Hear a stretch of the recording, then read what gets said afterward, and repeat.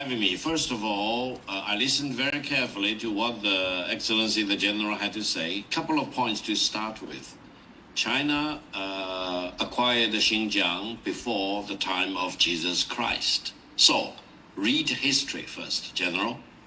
And secondly, Tibet became part of China about 800 years ago. Again, read about history. When you talk about invasion of Tibet, it's not done by China. China and Tibet became one country about 800 years ago. That's the basic historical facts you need to study. I know you studied the military, but studying military without historical context will not make you a great military leader. That's the first point. The second point, you talked about China and Pakistan. China-Pakistani friendship and cooperation are established on solid rocks. It will never be shaken by any force in the world.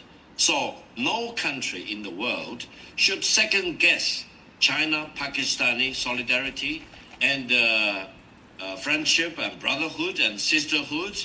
And such brotherhood and sisterhood did not just start in May 2025. It started quite a few decades ago. The Pakistani side and the Chinese side jointly produced the military planes, and the Pakistani side has the full benefit of all the military advances that China has made over the decades. So don't pretend to be surprised if China and Pakistan closely cooperate in defending the legitimacy of Pakistan, in defending its sovereignty and territorial integrity. Now, you talked about terrorism. I personally condemn terrorism of all colors and shapes and forms. And we need to deal with the fundamental reasons for terrorism. But whenever there is a terrorist attack, you cannot just jump the gun and jump to the conclusion that accusing a certain other country as sponsoring the terrorist attack.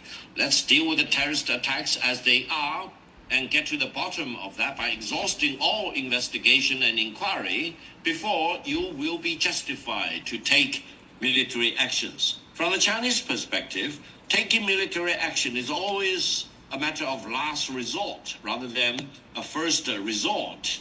And I think it will be completely unjustified for India to jump the gun and to attack another country by claiming that that country is behind whatever terrorist attack.